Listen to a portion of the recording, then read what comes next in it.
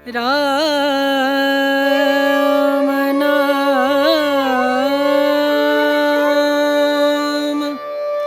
भजले। राधे राधे।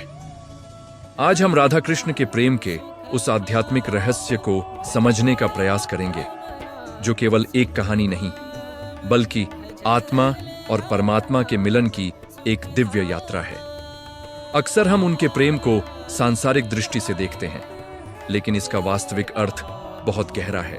सबसे पहले आइए जीवात्मा और परमात्मा के संबंध को समझें।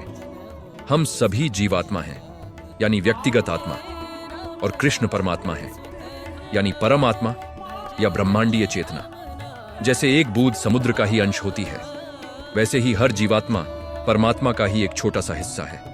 हमारी आत्मा हमेशा उस स्रोत से दोबारा जुड़ने के लिए तरसती है जहां से वह आई है। राधा इसी जीवात्मा की लालसा और तीव्र इच्छा का प्रतीक है। उनका कृष्ण के प्रति अथाह प्रेम वास्तव में आत्मा की परमात्मा से मिलने की तड़प को दर्शाता है। यह एक ऐसी यात्रा है जहां आत्मा अपने मूल स्वरूप को पहचानकर परम चेतना में विलीन होना चाहती है। अब बात करते हैं शक्ति और शक्तिमान के सिद्धांत की। कृष्ण यदि शक्तिमान हैं, यानी ऊर्जा के स्रोत, तो राधा उनकी शक्ति है, यानी वह ऊर्जा स्वयं। दोनों एक दूसरे से अलग नहीं हो सकते। जैसे सूर्य और उसकी रोशनी या आग और उसकी गर्मी को अलग नहीं किया जा सकता, वैसे ही राधा और कृष्ण अविभाज्य हैं। कृष्ण पूर्ण हैं, लेकिन उनकी पूर्णता राधा के बिना अधूरी है। राधा वह क्रियात्मक ऊर्जा है जिसके माध्यम से कृष्ण अपनी लीलाओं को प्रकट करते हैं। उनका प्रेम यह सिखाता है कि शक्ति और शक्तिमान एक ही सत्य के दो पहलू हैं। राधा के बिना कृष्ण की कल्पना भी नहीं की जा सकती, और कृष्ण के बिना राधा का कोई अस्तित्व नहीं है। वे एक ही हैं जो भक्तों को आनंद देने के लिए दो रूपों में प्रकट हुए हैं। यह हमें भक्ति योग के मार्ग पर लाता है, जो मुक्ति का सबसे सरल और मधुर मार्ग है। भक्ति योग का अर्थ है प्रेम और समर्पण के माध्यम से ईश्वर से जुड़ना। राधा भक्ति की सर्वोच्च अवस्था का प्रतीक है। उनकी भक्ति में कोई शर्त नहीं, कोई मांग नहीं, केवल निस्वार्थ प्रेम और पूर्ण समर्पण है। उन्होंने अपना सब कुछ, अपना अहंकार, अपनी पहचान, सब कुछ कृष्ण को समर्पित कर दिया। राधा हमें सिखाती हैं कि सच्ची भक्ति क्या होती है। यह केवल पूजा पाठ या कर्मकांड नहीं है, बल्कि हर पल, हर सांस में ईश्वर को महसूस करना है।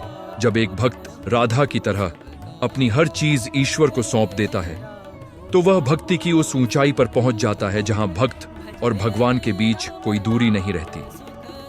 अंत में राधा कृष्ण का प्रेम हमें प्रेम और मुक्ति की सर्वोच्च अवस्था की ओर ले जाता है। यह प्रेम सांसारिक आकर्षण से परे है। यह आत्मा का आत्मा से मिलन है।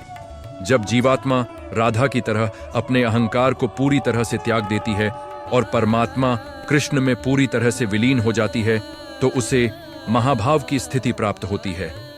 यह प्रेम की वह पराकाष्ठा है जहां द्वैत समाप्त हो जाता है और केवल अद्वैत यानी एकता रह जाती है।